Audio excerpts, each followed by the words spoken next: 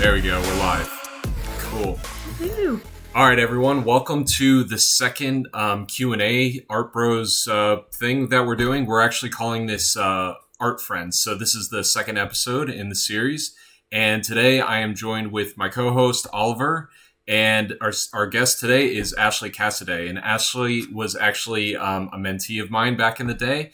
And we've kind of kept in touch. And she's doing some really cool things right now, especially with convention stuff. So we're going to pick her brain and kind of see what she's been up to. So why don't we just dive in, and Ashley, why don't you introduce yourself a little bit? Tell us what you do and all that good stuff. Sure. So I am a digital artist and illustrator. I've been practicing digital art for 10 years officially this year. And I've kind of hopped around a little bit. I went to college mainly for concept art for video games and animation, but over time that's kind of shifted into kind of me doing my own thing. And so I now currently, I did some freelance for a while. And so now I'm kind of trying to build up more of an independent artist role. So I go to conventions and I just launched a Patreon. And so I'm kind of settling into the routine of kind of just building up my own brand, my own artwork, and seeing where it goes from there. Nice. That's awesome. Yeah, you're kind of taking a little bit of a different route, from what I did, especially. I did do the convention circuit a little bit, but you're turning into one of those people that has a set schedule, and you kind of know months in advance what you're going to do, correct? Right. And you kind of have to, because depending on the show, usually when you sign up for booths, you kind of have to, when you're starting out, you kind of just go with whatever's local. But then as you get into a routine, like most conventions, they'll open up their Artist Alley applications 3 months early, 4 months early. And so there are some conventions where you just pay and you get right in. And then there are others that are really competitive where they have a juried system or lottery. Mm-hmm. And so, or first come, first serve. I remember years ago, I signed up for a convention where they said a release time, they were going to release the application. And literally everybody went to the website to sign up and it crashed because everybody wanted to. Yeah, so it can be stressful sometimes. Yeah. But that's why I prefer conventions that have a juried system, which is where they have an anonymous group of people to look over everybody's portfolio and they kind of curate who's going to be in the show. And after doing conventions for quite a while, I'm starting to pick and choose which shows I do based on that, because especially since I don't do a lot of fan art anymore, I kind of want to go to shows that centralize with an audience that wants to buy original work and want to cater to that alone. So this year I'm branching out and doing more out-of-state conventions. Usually in the past I've done mostly ones in Texas, and Texas is freaking huge, but even so, it's a lot of opportunity. Yeah. But it's kind of funny because I've heard things if you go to conventions on the West Coast, they mostly like fan art. And if you go to ones on the East Coast, they usually like more original art. But it really comes down to the show itself. And you have to kind of go for yourself and see what happens. And I'm sure once you've built up sort of a fan base too, have you seen kind of return customers and people that are oh, I saw you last year, and those kinds of situations? Yeah, especially ironically in Texas too, a lot, because even though Texas is so big, they all go to the same shows, especially people who do conventions on routine. So I usually get a couple of those people. They'll come by and they'll be like, oh, I bought that last year. Or they'll come by and say hi. Or if they followed me on social media, they'll find me that way too. So, so it's kind of interesting to kind of either see people returning or meet people from online that follow me. So, which that's kind of surreal because it's whoa, I'm meeting these people for the first time. So yeah, that's pretty cool. So what I think would be really educational is you kind of walking us through the process of setting up for a convention. What do you need to get together for your booth, and kind of how should you be thinking about how much you're spending versus how much you're making, and are you kind of weighing the pros and cons of making connections versus selling stuff there and those kinds of things. So let's say you're going to get ready to go to your next convention. What's the first thing you do after you sign up? So I'm actually a little bit in that process now. Okay. My next show is in March, so that's 2 months in advance. And so I'm starting now just because So the part getting art printed for me is easy. I go to my Sure. local printer and I say I need 25 prints. Like that part is easy. The harder part is making sure I have things like do I have everything for my booth set up? Do I have business cards? Do I make sure I have like mailing list stuff ready, promotional material? And so right now I'm kind of in the mix of I'm completely changing my booth setup. Oh, So right cool. now I'm in the process of like I have to order a new banner. I got to get new tablecloths. I like I said, I have a Patreon now, so I'm like wanting to get business cards for that. I have so I switched back to PC this year, and so I'm selling my old Macs, and I'm wanting to get an iPad for mailing list setups. It's a Oh, bunch of red nice. tape like that, you know. Yeah, yeah. So and again, I'm on. And I've been doing conventions for quite a while. If you're Sure. doing conventions for the first time, obviously you don't need all that stuff. Mm-hmm. And I'm redoing my booth setup because I've done a lot of experimentation. I got some feedback. But I'm the type of person, I'm a planner. Like Yeah. right now, for example, too, my first out of state show is in Denver in July, and I'm already like, okay, what are flights like? Where am I going to stay? Like, I'm looking up Airbnbs. Like, even though it's so far in advance, I try to like look at stuff right when I book for a show. If they're local, that's not as much of a big deal, but still, it's just kind of a matter of making sure you're prepared. So, like making a list of what you need for your show, Mm-hmm. and then the earlier you get that set up, the better. And also staying consistent with inventory. So, for example, after a show, how many prints do you have left? How many do you have to order for the next show? I have enamel pins. So Yeah, I was that's just gonna another ask thing. about that. Yeah, well, I Yeah. have enamel pins, and that's like, even though it's a little bit quicker of a turnaround because they're already made. I have to connect with my pin guy and then put in that order out, and they're coming in from China. So I'm like, am I going to have those in time? So Ah, gotcha. it's a lot of time management in respect to, obviously most of the time I work on art, but there are times throughout the day where I'm like, okay, I need to sit down and get convention stuff done, because if Sure, I put it sure. off, I'm going to be scrambling at the last minute and I'll get to the show missing something, or like kicking myself because I forgot my square reader or something like Yeah. that, you know? So is there like a number of like an amount of anything you recommend, or are there any like resources that you use to kind of figure this out, or is it more like you figure it out as you go? You kind of just guess and go from there. It's mostly as you go. Sure. If you're starting out, like for example, if I have a new piece and I've never sold it before and I don't know how it's going to do, Yeah. my standard number, especially for originals, is usually between 15 and 20. But Okay. even for fan art pieces, like I remember when I was getting back into the circuit a couple years ago when I was selling fan art, I had a couple Overwatch pieces. Yeah. And so I had a friend like, oh, well, it's a big show and Overwatch is so huge right now, which Yeah. it was. And so she was like, make sure you get 50 prints made. And I did. I got 50 of Yeah. each like Overwatch character made. And I still have not sold through all of them at all. So I'm like, Gotcha. Gotcha. okay. And now that I don't sell them anymore, I'm like, okay, it's just, it's trial and error. Sure. But once you go to the same shows, that's another thing too, keeping track of what you sell. You can be like, okay, at this show last year I sold out of this print, so I should maybe print more of it for this year. Mm-hmm. And making sure you keep track of that as well, so that way Um, you don't oversell yourself. in terms of like making prints as well, is there a specific place you go to that's like local, or is there a website you typically use? I go to a local guy now just because of Okay. turnaround time. Sure. Because in the past for online prints, I used Cat Print.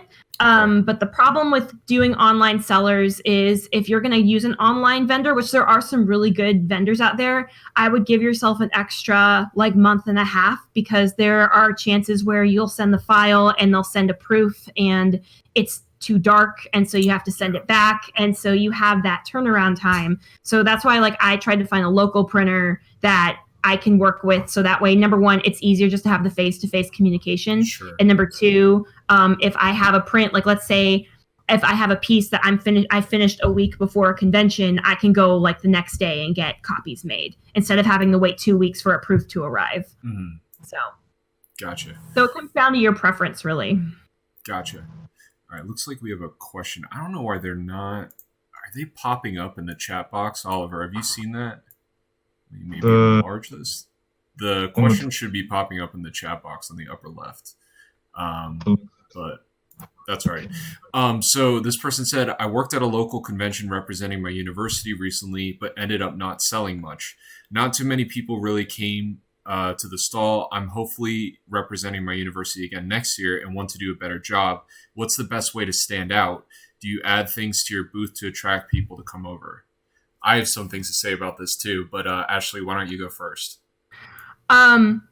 Well, since you say university, I don't know if it's like an art school or whatnot, but just kind of on a base level. Well, there's two things. Number one, you do need to have a good booth setup. That's why I'm redoing my entire booth. After getting some feedback when I'm at conventions, I try not to think of it as competition with other artists because we're all kind of just there to sell our own thing. But on another level, it is somewhat of a competition visually. So you need to make sure you have a booth that stands out and is visually attractive to draw people in. Because if you have just like a tablecloth and just like you don't have anything behind you and just stuff flat on the table, and you're sitting next to a booth that has a huge banner and they have lights to illuminate it and stuff, like who is someone going to get attracted to first? They're going to go to the bigger booth. So you need to make sure that your booth is appealing and thinking on like a level on things of like color and design.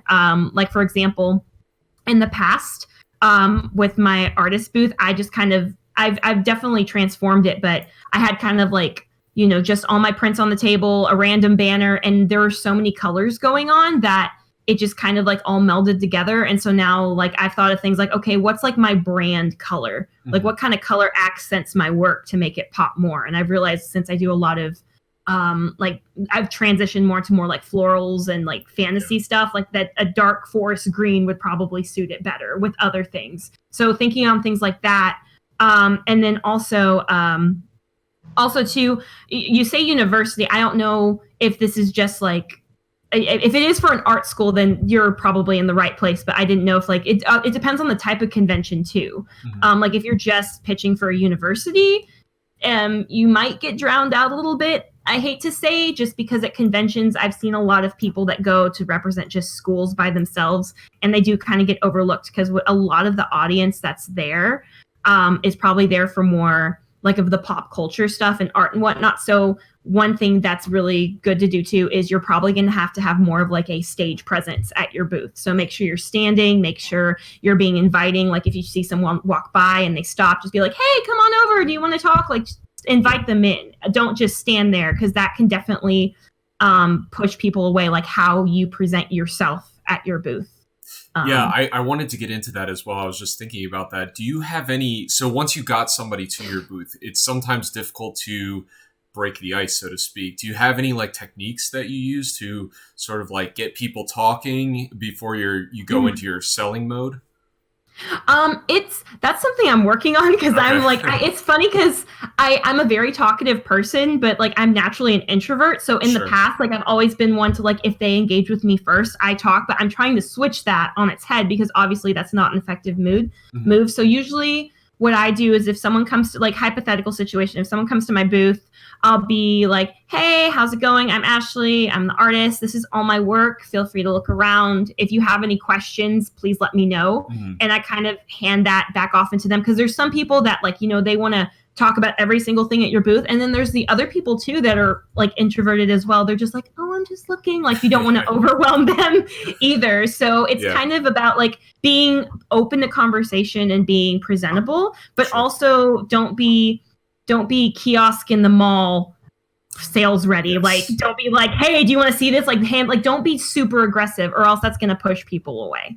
So, but if someone like asks about a piece, like elaborate on like what the piece is about, like put it in their hand. Like, so that way, like that's something that I've learned a lot recently is like, if someone holds something, there's like this psychological thing that happens where like subconsciously it makes them feel more inclined to buy it, because it's like, oh, it's in my hands. This is probably mine now. That's and interesting. So, like, that's a good tactic. Yeah. So I know like some people have done like menus for their prints, and they'll just hand them a menu and be like, let me know if you need anything. And then that kind of traps them a little bit. I learned that recently. That's so then they're like, oh, I have to look over all this art that they have. That's So cool too. Yeah, because I've seen a whole variety of way people sell prints and stuff like that. In terms of like, not necessarily like how much you price things, because I do think that's kind of dependent on the artist a little bit. But like showcasing how people can buy stuff can be kind of confusing sometimes, especially when you have a bunch of stuff like originals, mhm, sketches, prints, pins, that kind of stuff. So like, is that what you right. started doing? Is the menu thing, or do you have a different system? I haven't done that yet because I'm kind of in a weird transition where I'm kind of like turning over the same amount of prints because like I said before, like I started doing more fan art and now I'm Yeah, getting more so into I'm just mixing the fan art all together and replacing with all my original pieces. So gotcha. I have enough work that I don't need a menu yet. But if it gets to a point, I have thought about though like more ways to present at my booth that will keep people like so for example the longest time I had a portfolio book at my Sure. booth, but then I took that away in lieu of just having all the prints out on the table, like upright, so people can look at them. But now I'm kind of thinking of maybe putting something like that back, Mhm. so that way someone can stop and look through. You know, because the longer you keep someone at your table, the higher of a chance that they might buy something. Because it's Yes. kind of about capturing that interest and keeping that, so that way you have the opportunity to possibly make a sale with them. Yeah. It's kind of So, like if your booth can speak for itself, I think, then you're going to immediately attract people. mhm. And like you were saying, like having things to keep them there is going to help. So, for example, like I have a lot more experience now doing game convention kind of stuff. Mhm. And what we actually did was we had business cards that we turned into a trading card game. So what we did Mhm. was every day of the con we'd lay out different cards and we tell people to come back the next day to find the new set or whatever so they could like collect them Right. all. And it was an interactive thing as well. So we're like, come back at 4 o'clock to our booth and we'll show you how to play the game, and whoever like is the volunteer to play, you'll get a free pack. So stuff like that, like Mhm. incentives to kind of keep them hanging around. And I know it's a little bit Mhm. different when all you're trying to do is kind of like sell your art, but I mean, we're all creatives, and I'm sure there's other creative ways to kind of keep people around. I Right. do know of another game dev that they basically had like an outline of one of their little characters and a bunch of like colored pencils, and they were like Mhm. almost on like sticky note size things, and they had people just like Ah. hang out and like draw, and then they'd post them all, everybody's artwork, like at their booth. Ah, So it's that's a so way to like cool. get them drawing with you and kind of engage and stuff like that. So Right. Yeah, and like, well, and there's also like you said, it's kind of different. I mean, it's still kind of similar tactics, but it's like mhm, different with gaming and art. But like, I've heard of other tricks too. So there's a very famous trick I've heard recently. So there's a lot of shows where I do by myself. And okay. so I've heard of artists like if you're doing a show by yourself, let's say you have to go to the bathroom. Mhm. I've seen artists do something where they'll put a sign saying, "Be back, gone to the restroom, be back in 5 minutes. If you wait, and if you're still here when I get back, then I'll give you $5 off." And Oh, that'll cool. get Yeah. people, yeah. So they'll do stuff like that too to kind of Mhm. like so that way you don't miss anybody That's either. smart. So I guess there is a different dynamic. Like you still like with the gaming, you want to come in and get people to like play the Play the game, game. where Yeah. versus with the conventions, it's more so like, but you still want to make that connection. You know, whether Yes. someone's buying your art or not, or playing your game or not, you want to build that relationship because even if they don't like buy your game right away or buy your art right away, they might sign up for your mailing list. They might Yes. follow you on social media. They might be that person that they can't spare money for Mhm. what you're doing, but they'll advocate, and then maybe down the line they'll be the one that comes back and like spends like I don't know $100 on several prints or one master print or something like that. Yeah, what So, I've kind of learned is like you never know exactly who you're talking to as well. mhm, So some people might be scoping you out not to buy a print, but they might want to give you work. You know, like mhm, that's another thing I've come across a bunch of times. I'm sure you have too. So you mhm, kind of never want to judge a book by its cover, and you always want to exactly. be as enthusiastic as possible about your work, like just like you were saying before, where it's better if you can stand the whole day behind your booth Mhm, so you look mhm, like you want to talk to somebody. You're going to make a lot more right. connections and a lot more sales as opposed to just sitting and like kind of not really caring. So Yeah, going off that point, somebody just asked, do you print business cards for cons? Yes, you absolutely positively absolutely. should print business cards for cons, and everything about your booth should be as professional as possible. It can be Right. artistic, but it should still be clean and inviting. Don't Mm-hmm. like one of the biggest lessons I had heard is again, if you can, don't leave food on your con Oh no. table. That's something too to get into. Like it's and again, as someone who in the past, like, and I'm still getting there, but like I'm normally like a non-confrontational person, like in the sense of like I've definitely become more assertive, but that it's a balance of being kind and empathetic, but also setting a boundary with people. Like, for example, if I've had cases where people, well, two cases. And if my friends are watching this, I'm calling you out and I love you. But I've had friends who have like, they've like, when I was younger, they'd be like, can we leave our stuff behind your booth? Or like people would walk by and they'll take a picture, like if it's a cosplayer, and they'll leave their drink on the booth. Like you have to learn to respectfully say no. Yeah. Just because, especially if booth space is so limited, and if you have even if it is your friends, like don't let people put stuff behind your booth. Don't let people come behind your booth without your permission. Don't let people put stuff on the table, because again, it's just a matter of saying, if someone comes by and leaves stuff, just being like, hey, I'm sorry, this is my personal booth space. Do you mind moving your stuff? Because I don't want anything to get ruined. Yeah. You want to be able to advocate for yourself. Right. And then I have another point as well, and I think everybody has a differing opinion on this, but some people do ask as well, like, should I get those big postcard size things because it has art on it? What I've found from experience, and this may differ for you, I don't know, especially if you're doing more of an art con, if it almost feels like you're receiving a free piece of art if you get one of those postcard things. But 9 times out of 10, people throw those things out. So at the very least, you should have normal size business cards so somebody can put it in their wallet or their purse, and it's not like annoying to carry around. Well, there's 2 things actually I recommend for that. With the postcards, like I'll get into that in a second, because mine pertains more to sales. But there's 2 things that, yes, you should have a business card hand no matter what, because that's something that someone can easily put in their pocket wallet, like you said. The other thing I've seen artists do is there are cases where you might run out of business cards. I've seen artists take they'll print out a little square and they'll put their internet handles, and they'll be like, feel free to take a picture. This is where you can find me, because that's that's where someone's going to keep it, is like on their phone. Yeah, so having something like that, I've seen people do. I don't do it myself, but I've seen it at cons a couple times. There's those little it's kind of like a QR code, but it's for Instagram, and it has your name on it. And I've seen people get that blown up to size, and so they'll print it and or scan it so people can find them on Instagram easily. So thinking outside the box of like, okay, what's another thing people always have on them? Their phone, because people will always keep their phones on them and like keep pictures in there forever. So they might be swiping through, be like, oh yeah, this artist, I meant to add, because people lose business cards too. Yes. That's another thing too. So having that second line of defense will help ensure that someone can find you later. For sure. So, but the other thing I was going to say though about the postcards, this kind of pertains more to sales.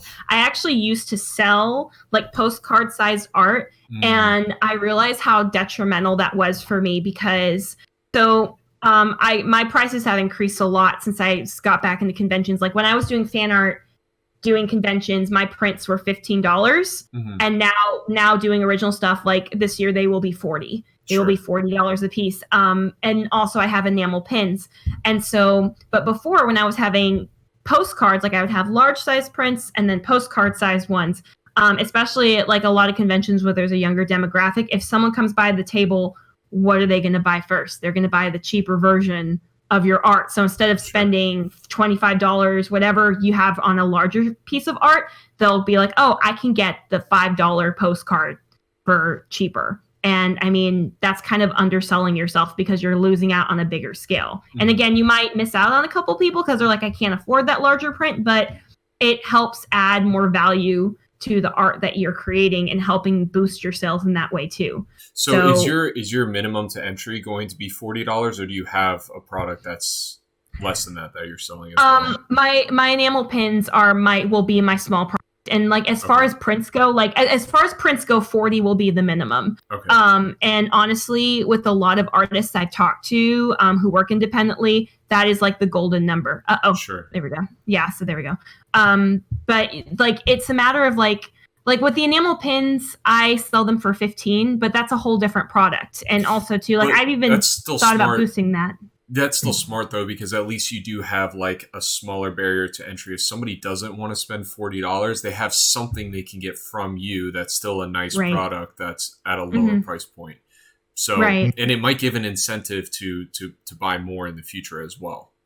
Right. Yeah. And the other thing too, I've heard that I haven't gotten into this yet, but I'm looking into it, is like basically when you're selling stuff, it's best to have like art, a smaller scale item, and also a lifestyle item, which is something that someone can physically use, like a play mat.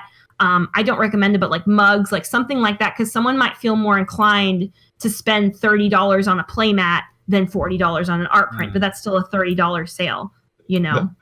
Yeah, that's an interesting thought because I've came across recently like a lot of artists selling their sketchbooks, like they're kind of into like in like kind of their ink drawings and things. I mean, I'm wondering, would you ever consider like, oh, should I gather group of my old sketches and kind of sell?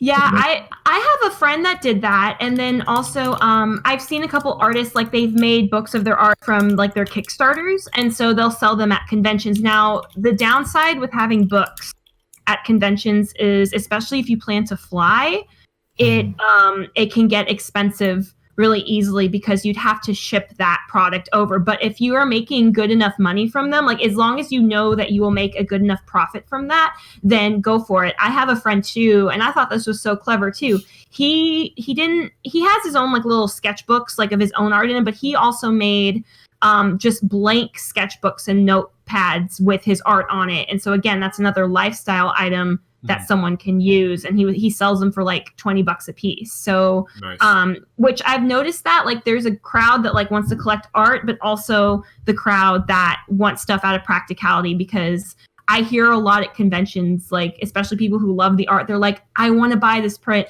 but I don't have any more room on my wall, or I don't have any more space. So you have to have something that might fill that gap for that person, so that way they might still want to make that purchase, and they don't have that whole idea of having too much art blocking them in the way from that sale. That's smart. So. We got another question that I think you kind of covered a little bit, but they said, before attending a convention, do you have a checklist of things you need to get done? Like, of course, you have to set your goals for it, etc. I'm curious what your checklist would be. So, I think obviously supplies. So like I said, so supplies such as like inventory, little things like, did I pack scissors? Did I pack my square reader? All my booth setup, making sure if I'm traveling, make sure I have accommodations for where I'm staying the night. Make sure if I'm flying, I have my flight booked.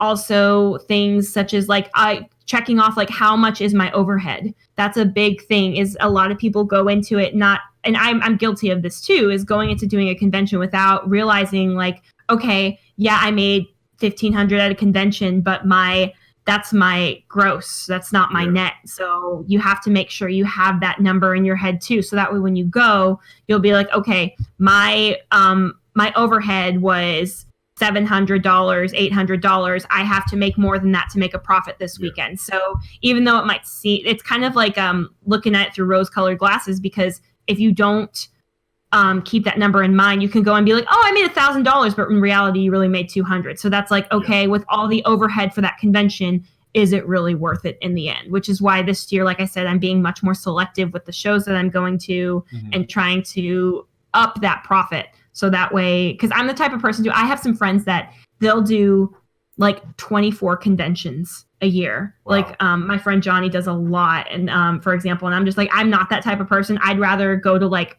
5 or 6 a year, but know at each one of those shows, I can rake in a good amount of profit and then have the rest of my time to work on art and stuff like that too, and do my own thing. Are there certain shows that you're finding yourself being more profitable at, like a certain type of show compared to another type of show? It really depends, because so for example, my best show last year was a Comic-Con in Austin. Okay. It was like on a smaller scale. And then the year before that, my best show was our big anime con we have here in Dallas. So it's really what I've noticed is a lot of the shows.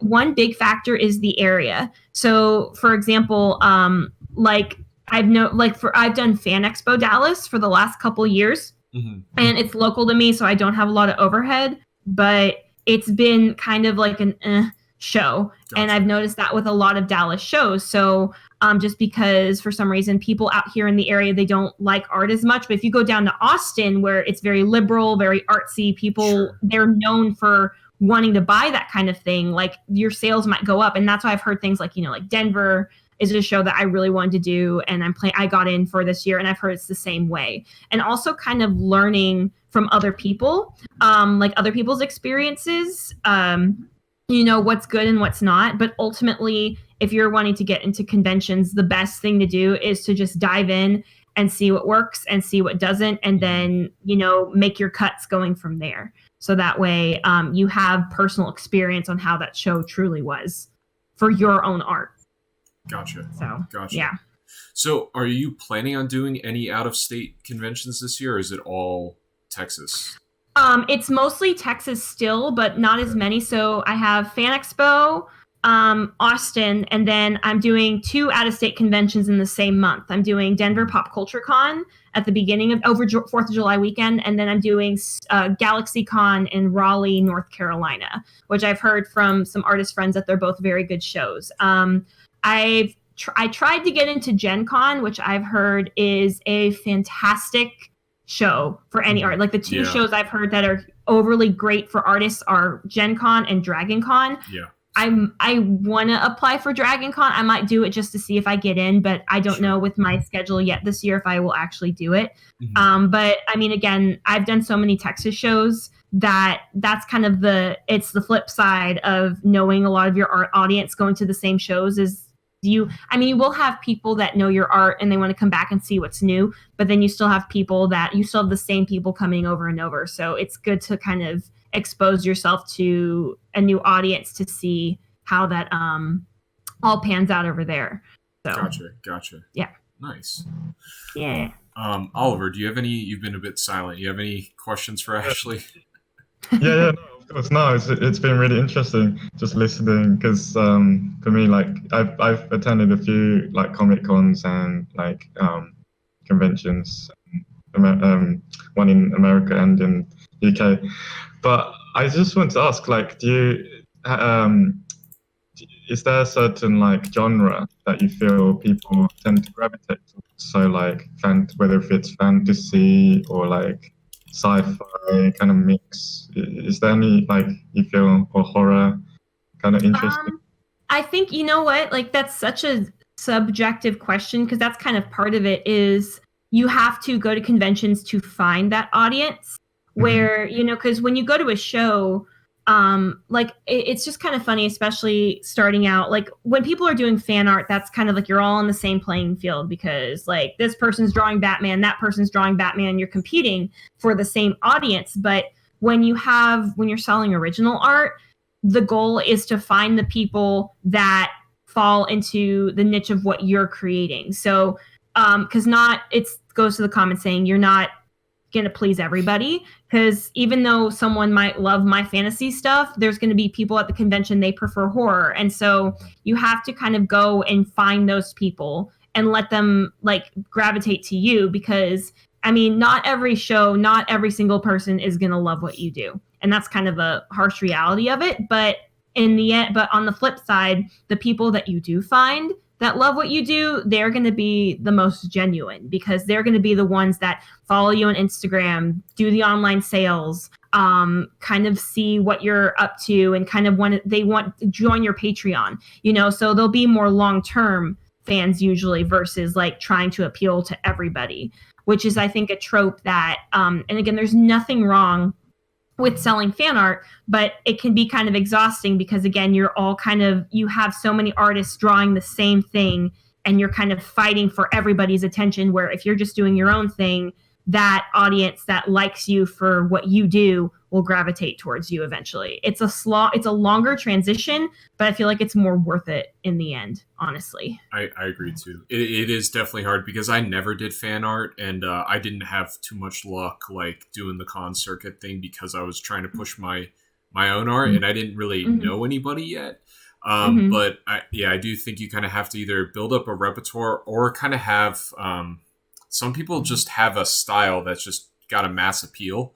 I think my art specifically is more geared towards like concept art as opposed to like, here, buy this print kind of thing. Right. So that's kind of something to think about as well. Like, what is your art something that somebody's going to want to put on their wall? Right. And that's something you got to think about. Just very quickly as well, because actually you just quickly touched about Patreon. Obviously, I'm quite familiar with it, but for those who kind of new to the term, can you like explain what it is? Like Patreon? Yeah, so Patreon is basically, I guess in like very basic terms, it's kind of like a subscription service that you build for yourself, and it's mainly for creatives. So for example, and again, like I just started Patreon this month, so I'm not like a Patreon wizard or anything like that yet. But the main thing about it is basically a place where someone can just throw money at you for what you do. I went to a workshop recently, and one of the artists there, like he asked everybody in the auditorium, he was like, who here has a Patreon? And like probably only half the people raised their hand. And he was like, why don't the rest of you have one? Because there are actually people out there, like for example, like I said, there might be the person that can't afford to buy a $40 print, but you have a place where someone can, throw you $2 a month. Yeah. Just for you to show content of what you're doing, what you're creating. So for example, like right now, I just have like a system, like you can give $2 a month, $5 a month, 10, 20, 50, 100.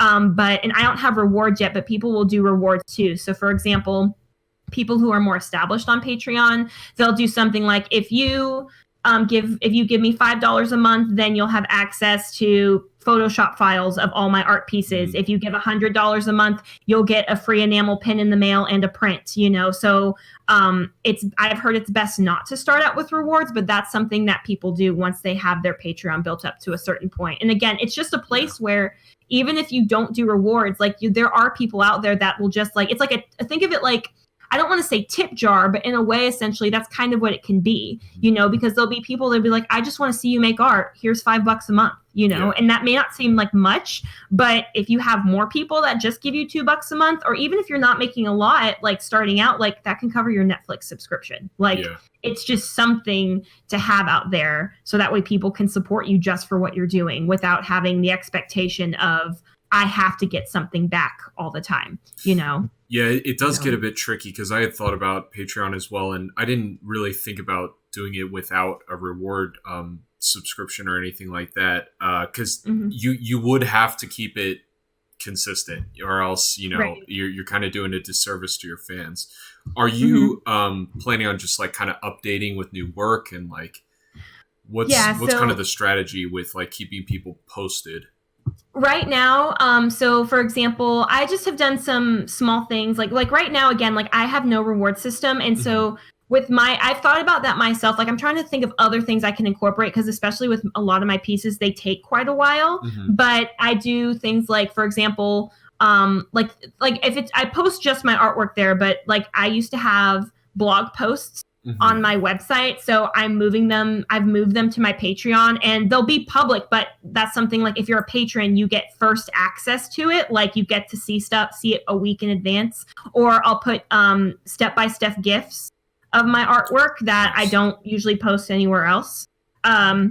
Or like something like I call it like Whip Wednesday, where on Wednesday I post a work in progress of what I'm working on. So, and there's probably a lot more I could do with it. I know people do exclusive streams, like art streams. If you are at a certain level, again, some people do, they'll do like requests. Like if you give like $50 a month, they'll do a special sketch for you or something. And it's different for every person. I've seen people though that they don't even have different tiers. They just like say give $5 a month and you just get access to all my stuff. And there are people that make quite a bit of money off of that, and like they don't really have much of any rewards that they send out or anything other than people get to see what they're creating, which I think that's the cool part about Patreon. Is it's just, again, a place where you can build revenue just for being yourself and just for sharing what your process is and like the things that's happening in your artistic and creative lives. So I think that's pretty freaking cool. Yeah, I think it's also like a motivator too, to be like receiving any sort of payment to, you know, not to say that it's all about the money kind of thing, but at the end of the day, you know, this is like a career decision, and you do need to think about how you're going to make money doing it. So, you know, having fans that are paying you, I think is a good motivator to like be more consistent, because a lot of times when you're kind of like in kind of like a lull, you don't have a convention, you don't have any work coming in, it's a little bit like, what do I do now? So I think Patreon is a good way to kind of like ensure that you're always on a schedule of some sorts, and you like while you're receiving, you're giving back kind of thing, which is pretty cool. Right.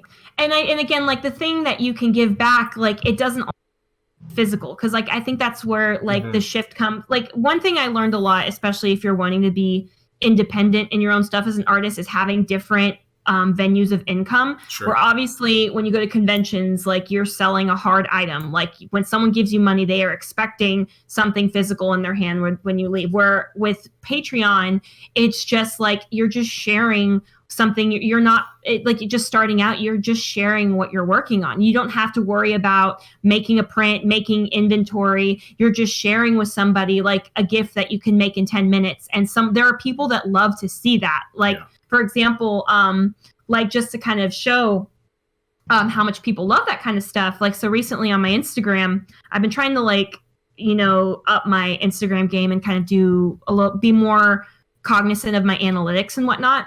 And so I actually did post one of my work in progress gifts on Instagram, and like looking at my analytics, like I had my newest piece and I think it reached like 700 people. The step-by-step GIF I posted reached 7,000 people. Wow. And it's awesome. in the span of 2 days. So there's people that just want to see that process, because there's the people that either, you know, they're aspiring artists, or there's people that are just like trying, like, or like concept artists or something, or they're just like trying to learn art as a hobby. I have to say too, there's some people that don't even know art, and they're just like, oh, it's cool to see how this got painted or drawn or whatever. Like I sit on the internet sometimes and watch those like bored panda videos where somebody's like making a coffee table, you know, like I'm never going to make a coffee table, but it's cool to see somebody else make it, you know? So I think it's just it's just kind of funny, because as artists, like, you know, I mean, obviously every artist has their different process, but thinking of it in the perspective of someone who's not in that field at all, it's kind of like, you know, I guess like, you know, it's like me watching someone put together a robot, like step by step. Like that's something completely foreign to what I do. And I'm just like, whoa, like that goes together like that. And like, it's just like people want to see that kind of content. And I think that's kind of what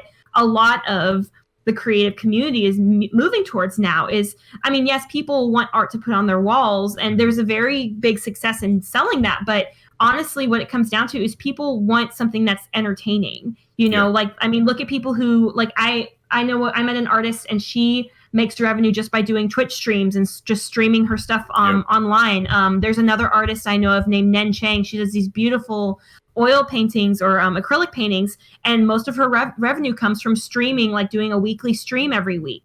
And she builds revenue from that, just showing people and interacting with them, like what she's doing. And some people just like want to see that. They don't need something physical in their hand, which I think is really freaking cool. Yeah, honestly. That brings me to another point, going back to the con talk. So thinking about showcasing at a Comic-Con, for example, you have to think that, like, I don't know, maybe 90% of the people that bought a ticket to go to that thing are going there to meet actors. They're not going for Artist Alley or to even buy comic books. So if one of those people were to walk through Artist Alley just to kind of breeze through, what could you be doing to bring somebody like that in that wasn't even thinking they were going to buy a print from you?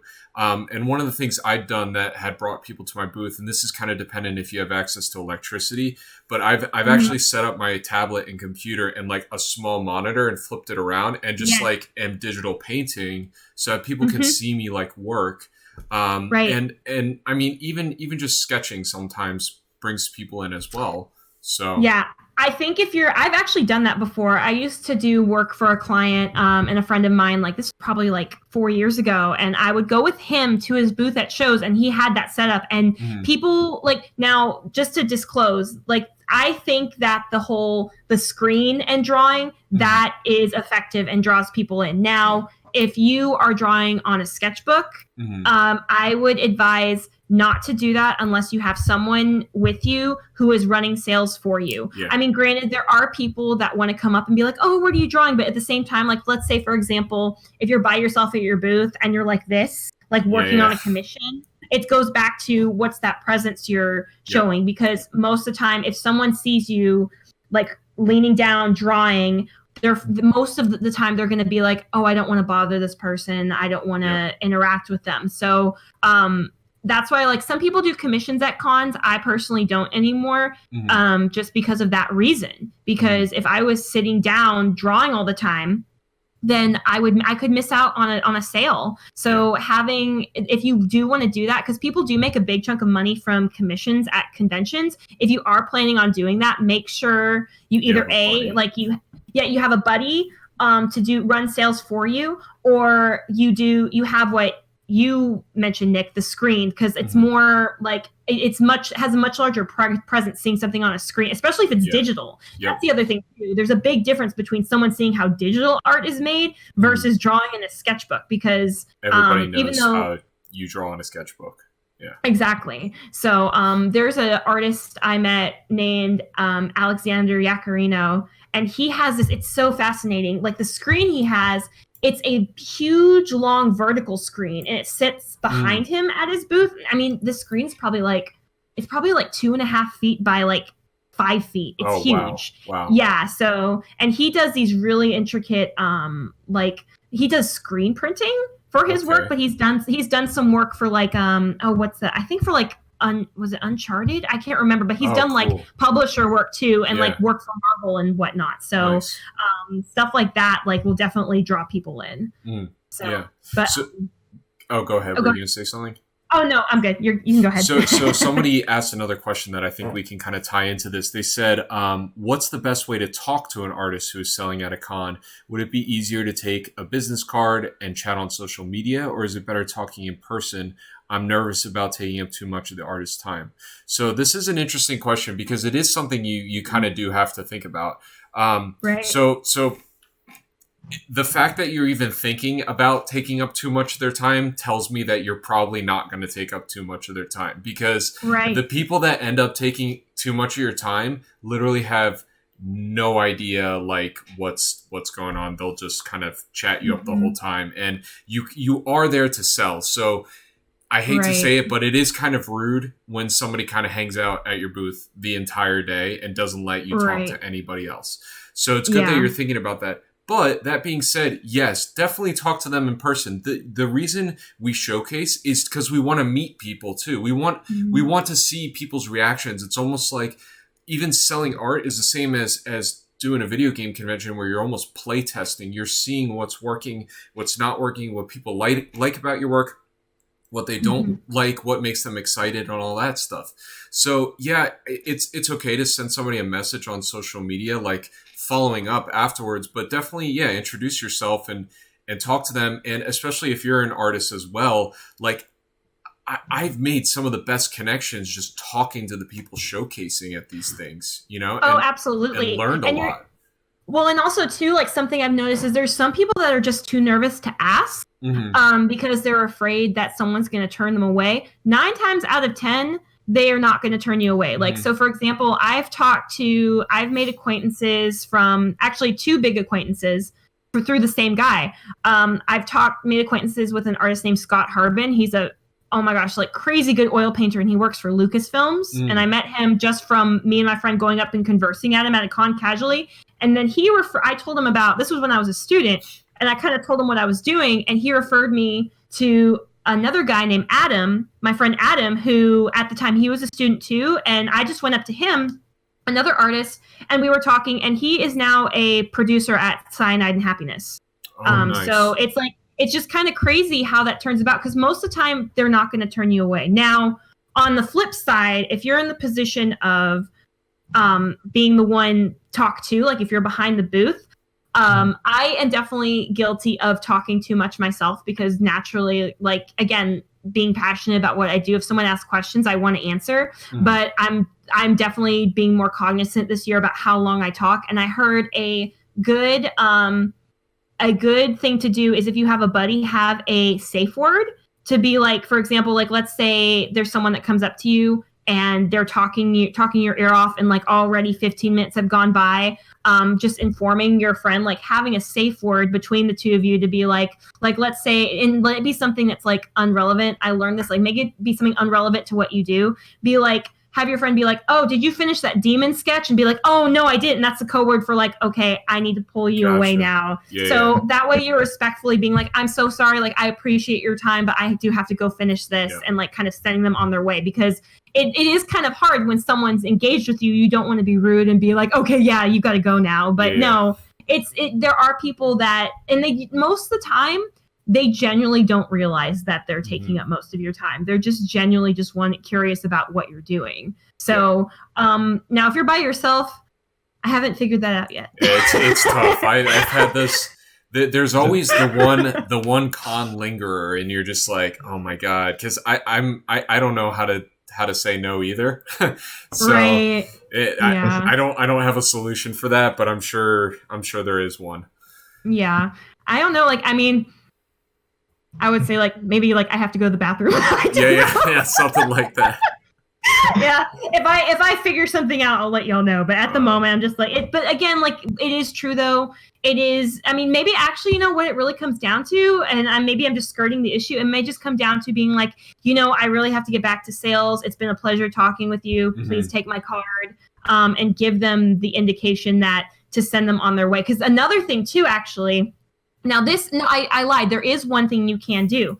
So I have had the case where I'm by myself and if someone's talking to me, if someone else comes up for a sale, I pause that person and I turn to the other customer and be like, hi, how are you? Please feel free to interrupt me if you need my help with something, because there's two things that happen there. Number one, it lets the new person know that you want to talk with them and make a sale. And then it also kind of is like a small splash of water in the other person's face who's conversing. They're like, oh my gosh, I've talked for so long. Yeah. Like that does happen, because there's a lot of times where they don't realize that they've been talking your ear off. So it's little things like that. But the bottom line is just be respectful. Like you don't want to be too curt, because that could ruin a sale, or like, but also stand up for yourself. Don't let people push you around when you're running a booth, because that's really easy to do. There's a lot of like haggling that people think they can do as well, and you just kind of be like true to yourself with what you're willing to work with in terms of price or your time or whatever. So. Right.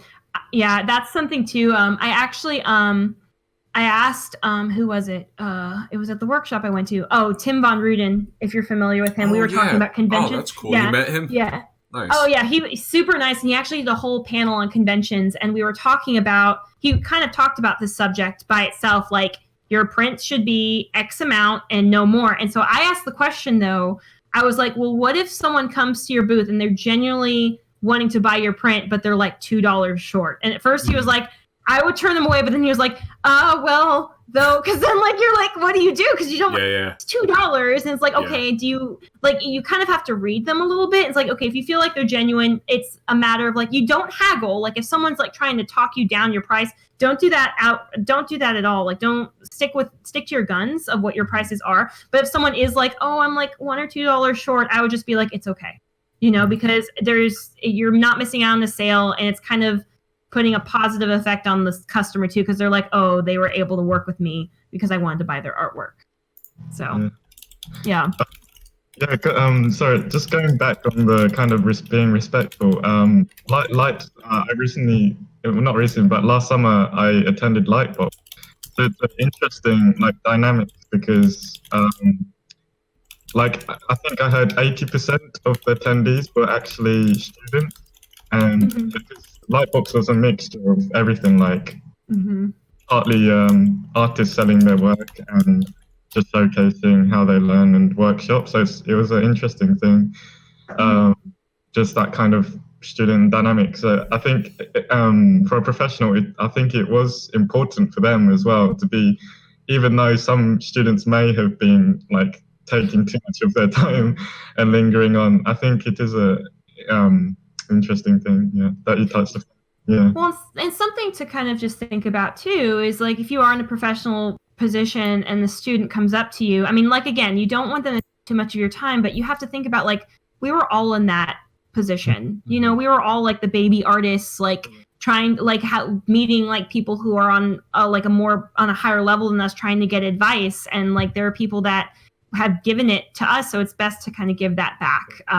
You know, because I've had occasionally, like if the con is slow, like I've had like one or two students come up to me and they'll have like a small like portfolio of work, and they've asked me like, do you mind looking through this and giving suggestions? And like it like within a small time limit, I'm more than happy to do that, because again, it's a matter of like, you know, we're all just artists, we're all just trying to create cool crap and and thrive on that. And no, it's not like it's not this elitism that a lot of people think it is. No, it's definitely different too when you're spending time talking to somebody else that is wanting to learn from you, as opposed to somebody that's just chatting with you while you're trying to run a booth. You know, like that's the big difference. You shouldn't ever feel bad if you're like at somebody else's booth, like wanting to learn from them. I mean, still be mindful of their time. It's always wise to be mindful of somebody else's time. But yeah, we're talking more or less about like, I don't know if you've had the same experiences as me, but just these people that are just like there the whole time. And you're just like, oh my God, like, I don't know how to get out of this. Yeah, I think, and again, like I said, like me personally, like I'm normally a non-confrontational person, but honestly, it's like I'm trying to train myself to be more assertive and just say no, like not in a rude way, like get out of here, but just in a way like, you know, like I appreciate you talking with me. I do have to get back to selling and sending them on their way. Now, if it persists after that to a point where it's making you uncomfortable, then that's where you got to bring in the big guns and just be like, just go get like someone from security or something. That's never happened to me. I've had some weird experiences with people, but it's very rare. It's also like, this is a whole different topic and I won't get into it today, but something I learned too, it's actually a very different dynamic too if you're a girl standing behind the booth and selling versus if you're a male, because it's different, the kind of attention that you get based on it. So it's kind of like, especially if you're female and you want to sell art, you have to definitely learn to set boundaries, because there are some people out there that they just want to come up to you and talk to you just to like flirt with you or something like that. And that's another thing of saying like, no, I'm here to sell. I'm not here for that, you know. That is an interesting point to make, actually. I haven't really talked to anybody about that before, so it's good to know. Yeah. In terms of the kind of connections you're making, do you get a lot of like commission work, or do you get a lot of like freelance work from your cons, or is it mostly just like people buying prints and stuff like that? It's mostly people buying prints. Now again, since I've gone to mostly conventions in Texas, I think, and especially there's a lot of them in the Dallas area I've gone to. This area is not really known for a large demographic of industry professionals like in gaming or anything like that. Now, that's not to say there aren't like private commissioners, but a lot of the freelance I got was from online. But again, I'm very selective now with whatever freelance I take. And also too, there is, I take that back. There are some people that have approached me about opportunities like that, but there are times where there's a questionable legitimacy in what they're truly doing. So I remember a funny story. I was at a small anime convention in Dallas, and this guy came up to me, and this is a case of it just being bizarre, and I just had to say like no. But he was like, yeah, like I'm the CEO of this company, and like I really like what you're doing, and blah blah blah blah blah. And I was like, oh okay, like I was just being respectful, and I was like, well, do you have a card? And like the first red flag was like, well, no, like I don't have a business card, but here's my email, blah blah. And I'm just like, if you're like an industry professional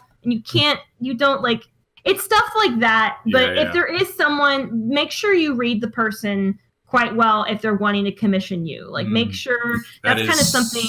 A really good point, actually.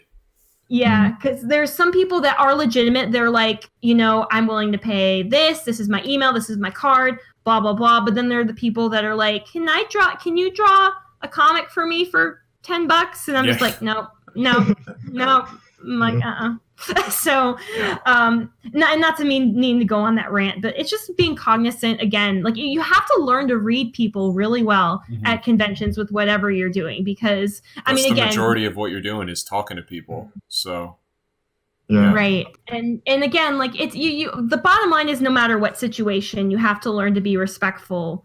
But make sure that you, again, set those boundaries and you know how to respectfully say no or when. So that way you can have, number one, a pleasant experience with the convention, but also not burn any bridges either, because you never know exactly who you're talking to. Yeah. So, yeah. Just go ahead, Oliver. Yeah, just very quickly.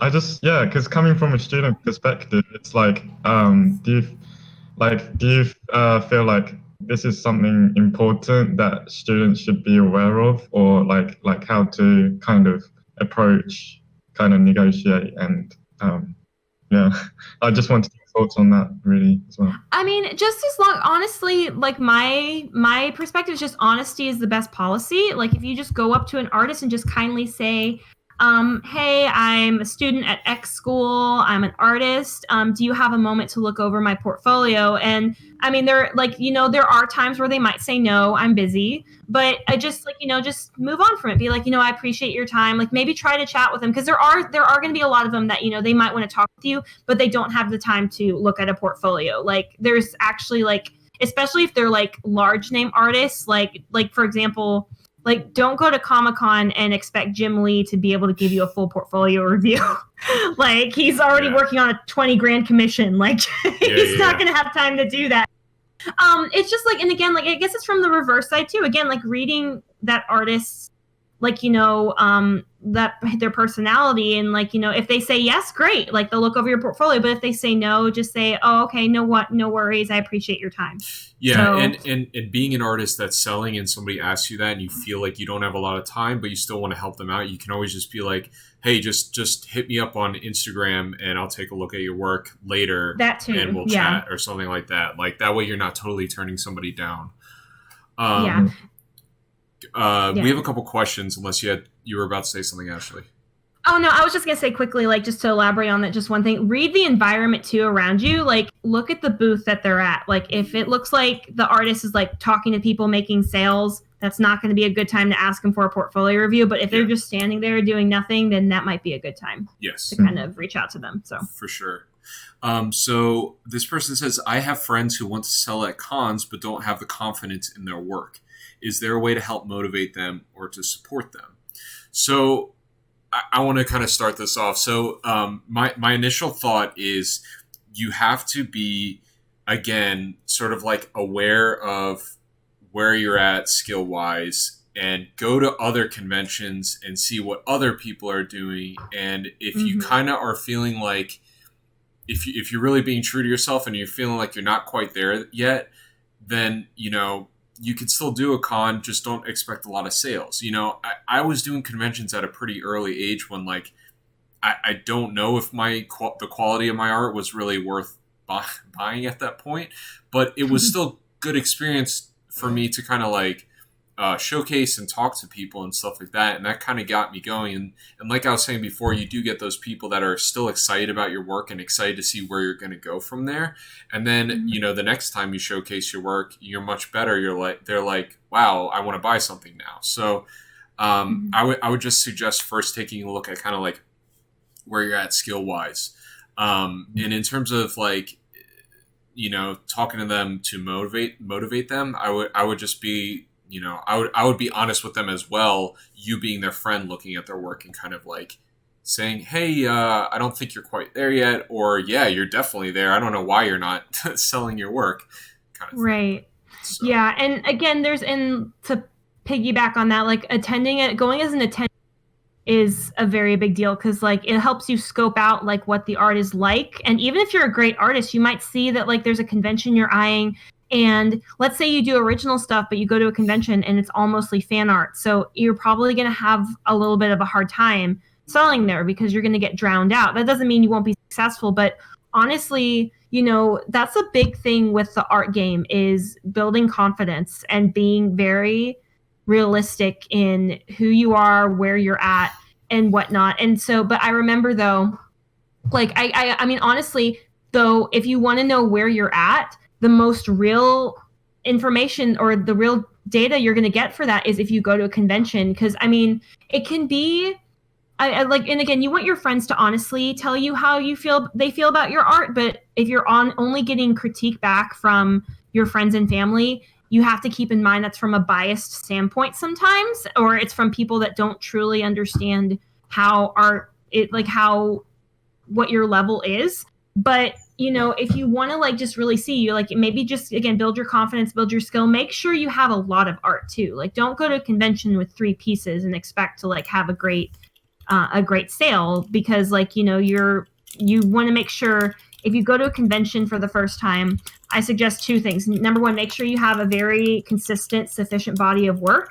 And number 2, start with something small. Like my first convention that I ever sold at, it was in 2011, and it was a smaller anime convention in my local town. So I didn't like, and don't go in with huge expectations. If you go in with huge expectations, and like, let's say if you're like, oh, I'm going to sell out everything, but you only sell out of like less than half of your stuff, then you're going to be disappointed. But like I've had shows like that.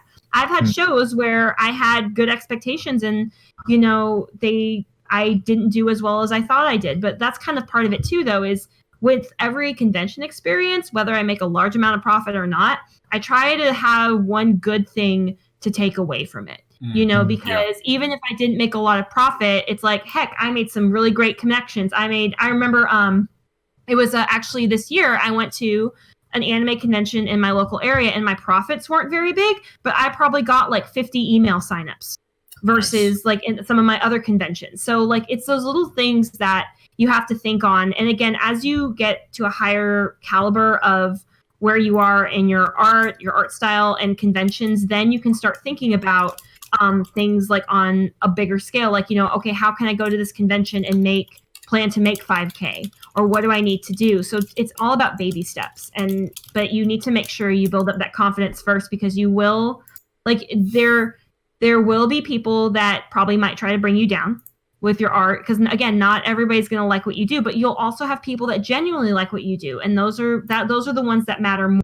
So the ratio for people that are going to like poo-poo your art versus like your art is pretty low, because most of the time people have the common courtesy to not just go up to you and be like, your art sucks. Like that's very rare. It happens, but it's very rare. Yeah.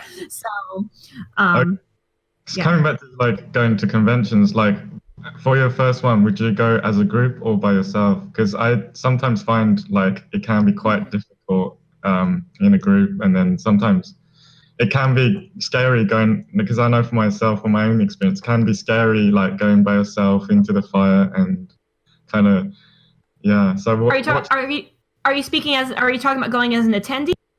Attendee, yeah, as an attendee. Okay. I've most of the time gone, like, especially if you're going for the first time, I've definitely gone with a group, just because, I mean, some conventions are huge, and it's good to have like a buddy with you, like just for safety purposes alone. But, and again, like, you don't have to go all weekend. Most conventions are 3 days. Like, if you don't feel confident, like going all 3 days, like just go. You know what the best thing is? If you feel overwhelmed and you're wanting to see a convention for the first time, go on a Sunday. It'll be much more chill, and it'll give you more of an opportunity to kind of just leisurely walk around, see what's going on. And I would recommend going with a group at first. Now, if you feel more confident going by yourself, that's great. But sometimes it's good to have someone with you, like especially if you tend to be more introverted, and let's say like you have an artist friend who is better at chatting people up and you're not. Like, it might be good to have someone like that with you if you want to go talk to artists, because they might be able to help spearhead the conversation, where you can kind of like listen in and like kind of, chime in whenever you need to, instead of feeling super overwhelmed by going to approach somebody. Because I know there's people like that too. I used to be like that. I used to be like, oh, I don't know if I want to talk to that person, but having someone that's kind of like an opposite personality of you, like a friend, can definitely benefit you in that way. So yeah, I definitely suggest to, if you can, always go to a convention with a friend that can kind of like complement your personality traits and just like be there to keep conversations open and kind of push each other to like talk to the people, because it is kind of intimidating sometimes, like even for me still going to conventions and talking to people that I really admire, you know. But just know that like Ashley was saying, 9 times out of 10 the person you're about to talk to like is going to want to talk to you back, and don't be afraid to like, you know, just start the conversation. Well, and the same goes actually, like I know you're talking about as an attendee, but the same goes if you're selling. Like, so let's say let's say you're at a level where you can sell your art, but because there's artists that are great at art, but they're not good at selling. Like, there's nothing wrong either with having a friend help you run your booth, like having someone be your salesperson. I learned this recently.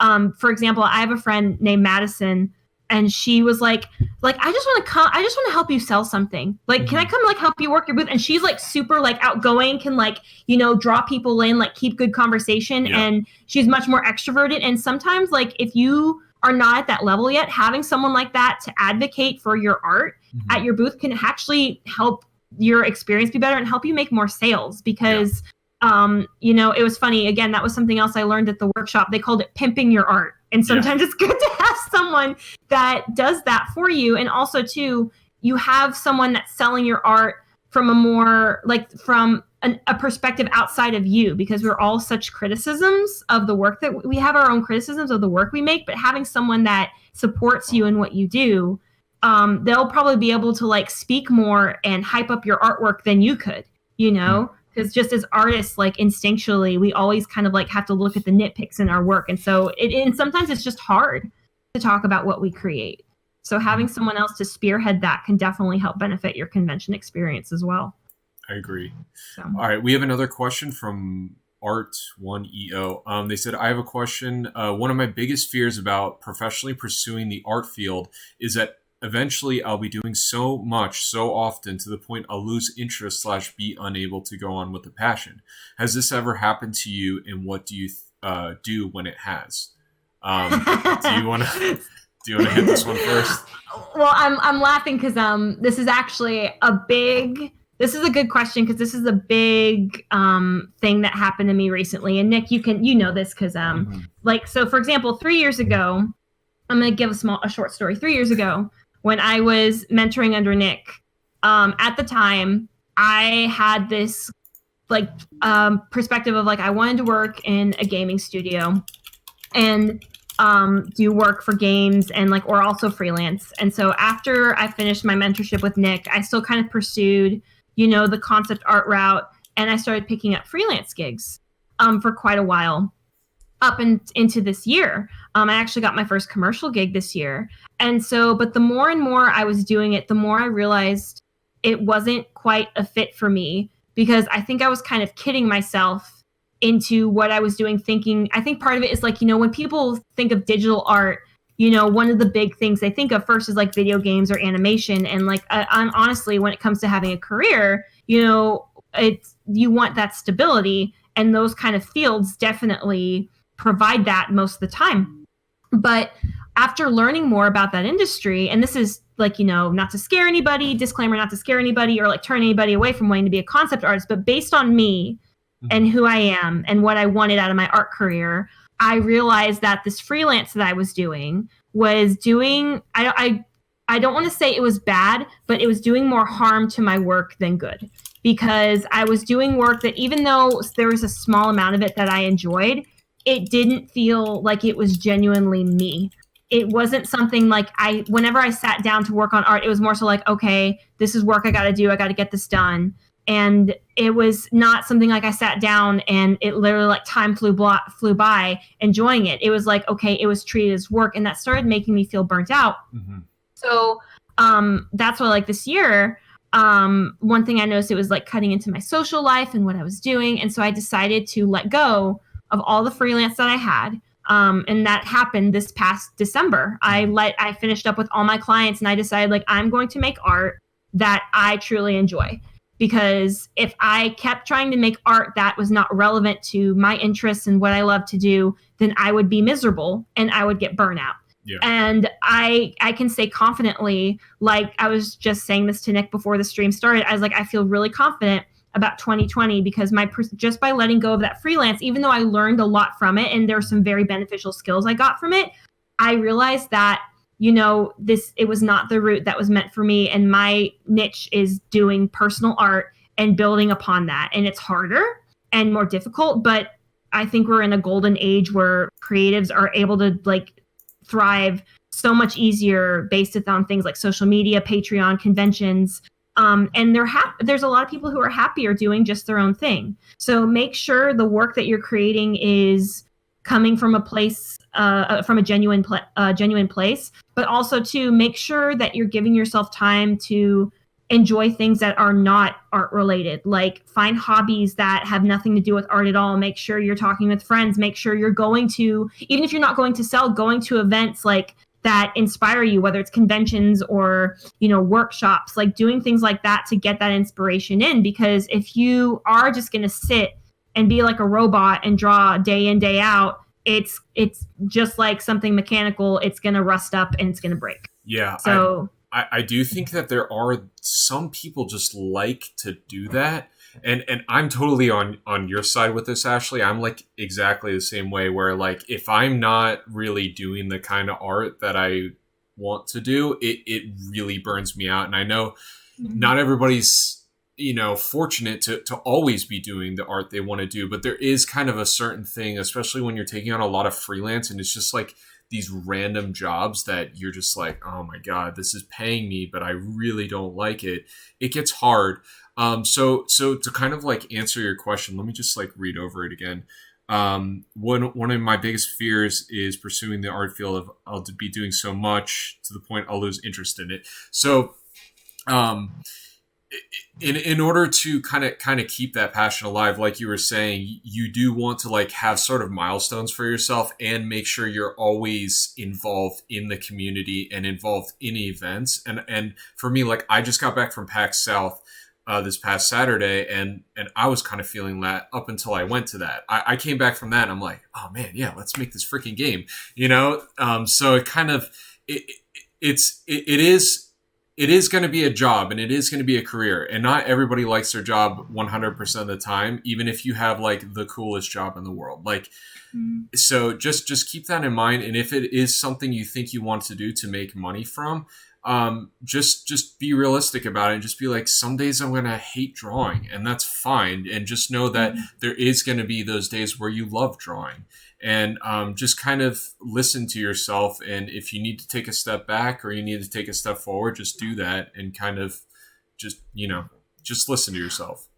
Well, and also too, that's a big thing too, is learn not to feel guilty for not making art that day. That is something that's been a problem for me. Cause for example, in my free time, I love video games. I love going to hang out with my friends. And when I was doing freelance and I would be caught up with the stuff that I was doing. I wouldn't neglect it. But if there was ever a night where I would sit down and game with my friends or go to an event or something, there's a little voice in the back of my mind being you're not drawing right now. Why aren't you drawing? You should feel guilty. And you need to learn to shut that voice up, because those things that you are doing that are not art related, that's where the inspiration comes in. You don't get, you can sit on the computer and look at Pinterest, ArtStation, DeviantArt all day long and look at great art. And you should do that, but that should not be the main place you're getting your inspiration from. Sometimes it makes it a little bit daunting as well to sit and do that. You're oh my God, how am I going to make as much work as this other person? I know I've felt that before. So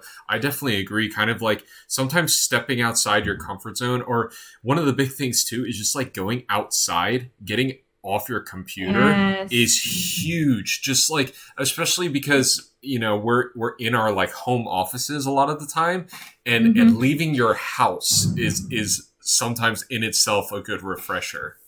Right. Yeah. Well, I have a dog, and I walk every single day. I go outside and I literally feel deprived if I'm even stuck in my house for so long, because it's very true. That can affect you.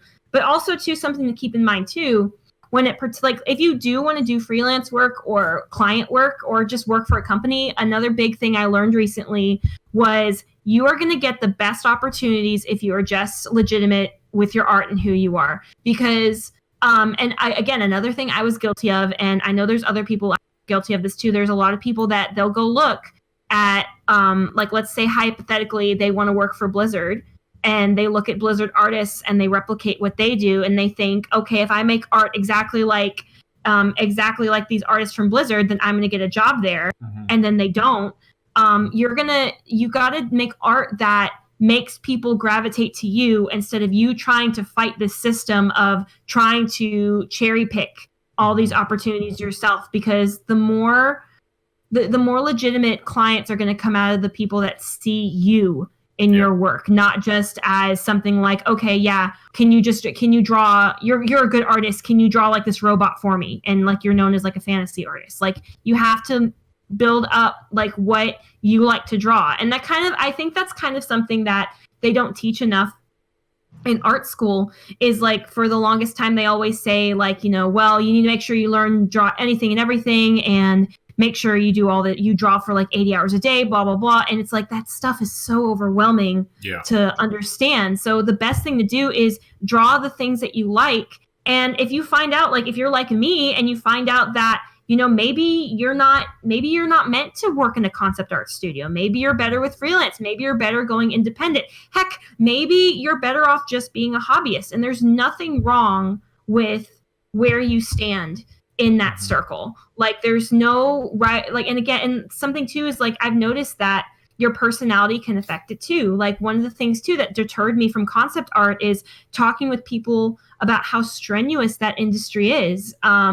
My friend who works at Sony Bend, he's a programmer, but I was talking with him once, and this was when I had an interest in concept art. I was picking his brain. I was like, so what's it like working as a concept artist up there? And he goes, if you can sit in a chair for 9 hours a day, sometimes 6-7 days a week, then you'll be good. And I'm like, that's a lot of pressure. Yeah. And some people can do that. If you can do that, then great. That's fantastic. But for me, someone like me, I'm like, I can't know. Like that, I would be burnt out so quickly. So just be genuine with what you do, who you are, and what you like to create. And it will probably be a longer journey, but it's going to be more worth it. Yeah. When it comes in the end. So I agree. I think you hit a lot of good points. Go ahead, Oliver. Were you going to say something? No, I was just going to say, no, I'm so glad that you touched upon like with that kind of do kind of be honest with yourself and your kind of work and what your goals are. Because I like you said, touched about like art schools. I do feel they're not doing enough. I feel some people coming into the just based on my own experience right now, without really knowing too much aware of what the role actually involves and how much work it actually is. So it's really great because I'm trying to close that gap as well, so that students are more aware when they come out, and because I've seen a lot of people, like you say, get down and really depressed that they can't reach that level, or that there are options to come. Yeah, what's kind of helped me with that too is like exactly why I like doing these things is it's cool to hear other artists and their journeys and how they got to there. And I'd kind of been more in the illustrator sect of things and then in concept art, and now I'm like doing game dev. So I've kind of like pivoted a couple times in the past like 6 or 7 years, and it's all still in the same realm of like the entertainment industry, but there are different feels for each thing. And it's like you were saying, like I can sit at a desk for like 8 hours a day, but I can't just draw the whole day. Like I like doing the managerial stuff and doing some like coding and like kind of like switching around. I don't know what it is that some people just can sit and draw all day, and it's like props to them. But yeah, everybody's different, and you kind of just need to figure out what kind of person you are. And if you go in thinking you want to do one thing and you don't like it, there are other options to go from there. As long as you can draw really good and you can paint really good, there's a lot of opportunities for people like us. So the goal should always be like getting good and then kind of broadening your horizons from there. And getting good part is where you put your time in. It's where you put the most time in, and you just have to be like, all right, I might not sleep this week, but if I want to get to where I want to be, then I need to draw a lot, After that, you can figure it out. Well, and that's why I say, like, just like kind of disclaimer for I sit and work for like 8 hours a day on art. Like I probably max, like, especially because something a lot of people don't know, I didn't disclose this. I also teach full time on top of what I do. So I teach art on top of this. So like I probably sit and work on art probably maybe like, 4 hours a day. So you will have to put in the work. But another thing is be very genuine with what you like to draw. Because kind of going back to the concept art thing, like, it can be a little bit strenuous because when you go in, like they expect you to have this huge visual library of information. So like you go in, like they could be like one day be like, okay, we need a robot. The next day we need a tank and weapons. And you're just like, so one thing with me is like, one of the clients I had recently, I was doing character designs for this tabletop RPG. And it was a lot of like, creatures and like post-apocalyptic stuff. And in a sense, there were some things in there that I enjoyed, but it wasn't me. Yeah. And so recently in the last year, like one of the things I discovered I loved painting is like, I love painting plants and organics and still like characters too. So like now, like my work is gravitating into this portfolio of just mostly that. And that's okay because I mean, granted, you should always experiment and try new things, but be honest with what you like to paint, because if you enjoy painting flowers, that's great. If you enjoy painting landscapes, stick with that. Like you don't have to fall into this trope of like, okay, I have to do splash images all the time. Yeah. What's good with what you're talking about as well is it's sort of like giving you artistic identity, and that's what we were saying before, as opposed in terms of like make art that's going to be reflective of yourself, because that's what's going to make you stand out at the end of the day. Because not everybody has the same interests as you. And if you can like showcase who you are and what you like through your art, then it's going to automatically be genuine and unique. So yeah, just kind of like listen to what your interests are and go from there.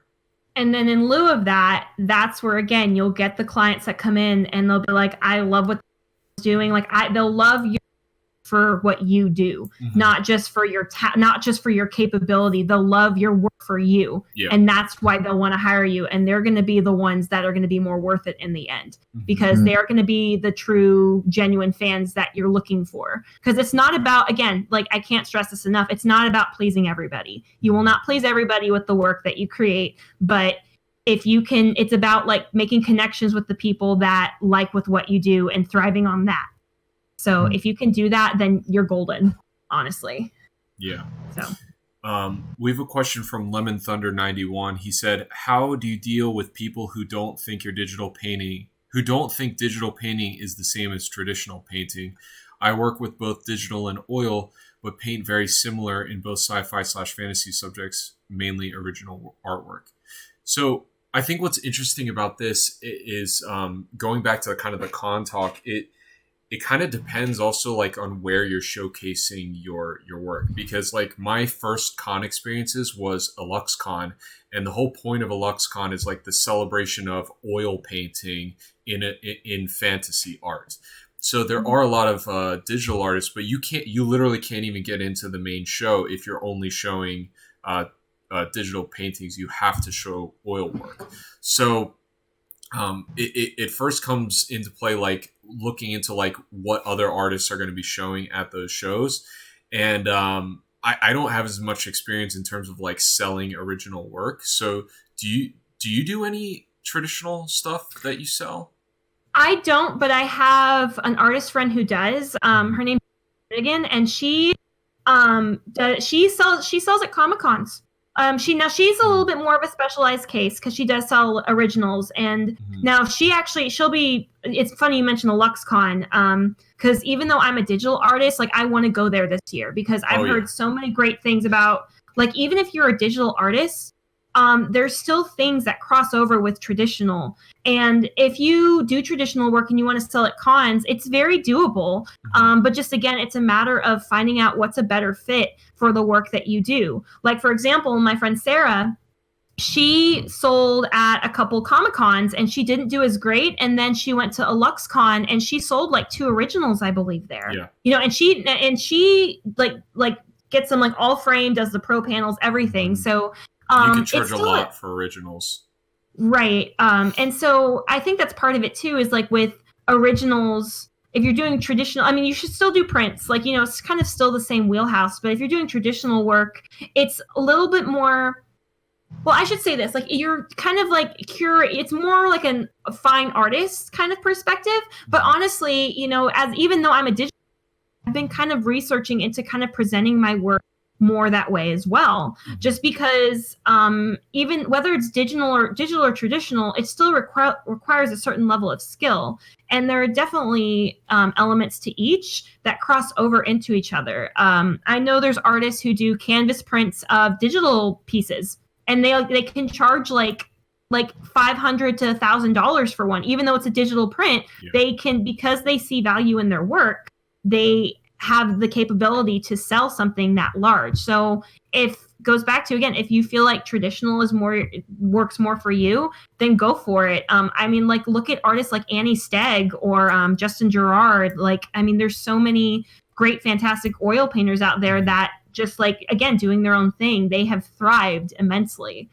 So yeah, I think it's one of those things where if you are an oil painter and traditional and a digital artist, you should just experiment with seeing if you can sell some of your traditional stuff. It's definitely more of an upsell, but there is, because traditional is unique, you know, it's kind of like you can make a good living off of it if you can gather a fan base and be doing that kind of thing.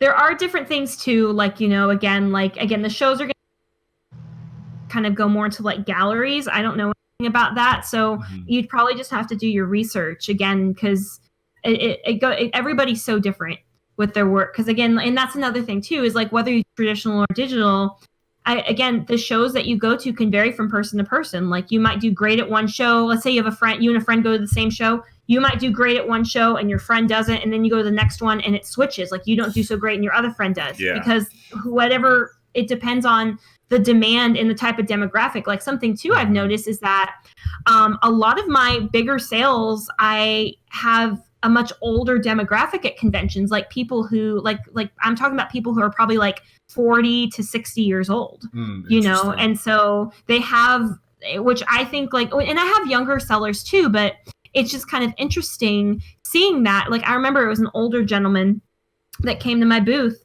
and he bought my print of the artwork that y'all showcase of the knight and the fae and the coffin. And he's like, I've been eyeing this all weekend. He's like, I have the perfect wooden frame to put it in my gallery at home. And just like hearing something like that for a digital piece, it's kind of surreal because, you know, digital, it's like we think of that being incorporated with things like concept art and, you know, animation, stuff like that. But seeing that people treat digital paintings as something traditional, sometimes, like, it shows that there's value either way, depending on what you want to do. It's also kind of like I was saying before, like, sort of the way you present your artwork, does it lend itself to hanging on somebody's wall? And that's something you literally need to think about if you're going to be selling your work, like, in a physical form. Like, is this going to look good hanging up? Because that might make or break your sales. So Well, there's other things too. Like, I know there's like some artists, like, you know, it may not look great on a wall, but it might be great for apparel. It might be great for playmats, like, you know, or if it's just like character design, then that maybe you're the type of person that would be great for like the board games and stuff like that. Like, maybe you should like think about creating your own board game or something like that. You know, so there's definitely a way for you to present your work. It may not always be convention worthy, but there is something that you can do with it. Usually. So. Yeah, I'm just reading through the comments right now. Traditional is a different game completely, like, not only the actual art market system, but on a smaller scale, it's about space. Oil paintings need a lot of space for work, for storage. That is true. And also transporting oil paintings as well, especially if you're doing a convention that's, like, out of state. You have to figure out how to get it to where you're going. Like, in a LuxCon, the artists have to, like, ship them to themselves. Which is crazy. I've seen those boxes come in with all the foam and everything. It's crazy. Well, actually, my friend Sarah, who I mentioned, actually she lives in Houston, Nick. She's from down there. Yeah. You might see her if you go to Comic Palooza. You might see her there. Cool. But she drove from Houston to Salt Lake City for a show, and she does all traditional. So, like, I mean, you have to be prepared Especially in the beginning, though, is if you do traditionals, like large traditionals, I mean, you can ship, but that can get expensive really quickly too. So it goes back to, you know, if you're shipping stuff to a show, like that's more overhead, and is it going to be worth it? You know, so, but in the beginning, you might have to make long road trips. I mean, living in Texas, road trips are just kind of ridiculous here. Yeah. So, but if you're digital, like if you're just selling flat prints, then, you know, that can easily be done on a plane. So that's definitely something to take into account. Yeah. Cool. So I think I'm kind of out of questions. Oliver, do you have anything you wanna ask or talk about? Yes. Actually, coming back, like probably, you mentioned about attending workshops. So, are there any workshops that you've attended that you'd recommend? People coming new to industry. Well, the first one, I've only been to one, and it was the One Fantastic Workshop in Nashville. And unfortunately, this was there last year indefinitely, but it was worth and I'll say that too, it was a very pivotal for me going to that workshop. It was about 5 days long. And I mean, I dropped a good chunk of money. I dropped like almost $2,000 going. But they like paid for a room and board and everything. And it was like, I'll say this, like there was obviously technical stuff, like kind of the stuff we're talking about. Like we talked about conventions, selling art, all that stuff. But the most pivotal moment for me going to that workshop was meeting the people there. Like I remember it was Saturday night. And this is kind of like when I had that epiphany moment. It was Saturday night at the workshop, and it was me, Tim Von Ruden, a couple other artists, and someone asked, like, what our, like, we started having like personal conversations about who we are, and literally, like, I was crying, like, because of like some stuff. I'm like dead serious. I was crying because about like who I was and what journey I went through, and like some of the feedback they gave me. They're all so supportive, so sweet, and like we were like all weekend. I remember, like kind of going in, like just looking for that technical advice, like, you know, okay, well, how do I sell at conventions? How should I do this? How should I do that? And honestly, the most pivotal amount of information I got from that workshop was learning the truth about the work that I should make and how to make it the most genuine. And that came from self-discovery. And I wouldn't have done that if it wasn't for talking to those other creatives and stuff like that. Like I was so sad to leave. I was like, on the last day, I was like, I don't but it's just so important to talk with other artists, because you realize too, like you think you're the only one in this boat sometimes, and when you talk to these other artists, you're just like, oh crap, like they've gone through the exact same things I've gone through. Like we're all just artists trying to make a living or like build happiness upon what we do. And everybody's had their art blocks, their struggles, their freelance mishaps, whatever. So talking to those people and kind of bouncing back and forth, like on information, kind of experiences, it can help you grow in a big way. So if that workshop was happening, like for example, if it was happening again this year, I would go again. But that was a really great workshop. I know, Oliver, you went to Lightbox. I've heard good things about that. And again, like I want this year to go to a LuxCon, because I'm not wanting to go, obviously, to show, because I do digital work, but like I just want to go to like talk to people and kind of immerse myself in that experience of like how these artists have gotten to where they're at, and like talking to them, like learning about what they do, and just that's what's nice about a LuxCon as well is it's very small, and it's pretty much only artists and collectors go to this show. It's not so much a place you go to sell digital work or anything like that, but I have learned so much I can't even tell you from going to that, because you just go to the bar and you grab a beer with your favorite artists and you just chat them up, you know, like, and in my experience, like those are the best learning moments that I've had, is just like making friends with the other artists, and really, like you were saying, like kind of picking their brain and figuring out who they are and how they got to where they are. It's really important to kind of learn that and understand that there's like different ways of going about this. Right. Well, and again, it goes back to like, you know, like when we talked about approaching artists at conventions, it's just like, even if someone is like leagues ahead of you in their art career, like you talk to them and you realize like they're really not that much different from you. They really aren't. And it's just kind of, it's a very, very nice grounding fact to be like, you know, this person is no different like in their experiences than me, even though they're a thriving artist all independently and I'm still just like a baby at what I do. And so like having y'all be on that same level in that way or talking to people like that, it just like it's so enlightening and so encouraging and inspiring. So if you can go to a workshop and talk to people, like just do it. Just do it. Great. Go. Yeah. Do you have any more questions, Oliver?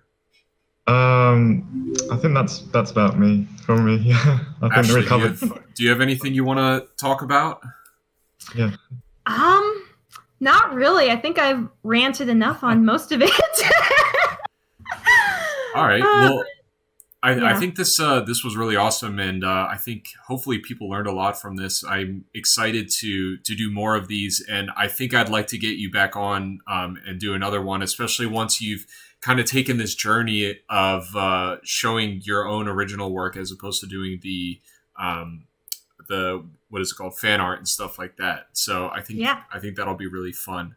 But everybody should go if they can throw Ashley a couple bucks, support her on Patreon, and go to ashleycassaday.com and check out her stuff. She's got awesome stuff, and like we were saying, like she was my mentee, and it's really cool to have seen your growth to where you are now. You're doing some awesome work, so I'm excited just to see like where you're going to go from here, especially since 2020 is going to be a good year for you.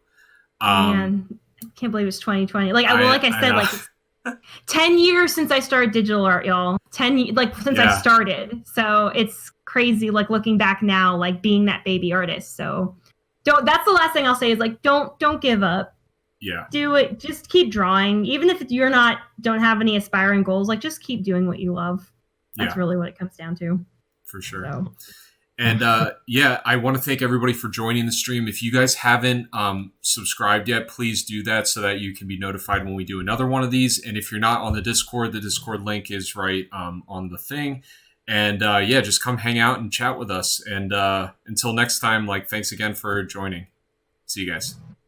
Bye.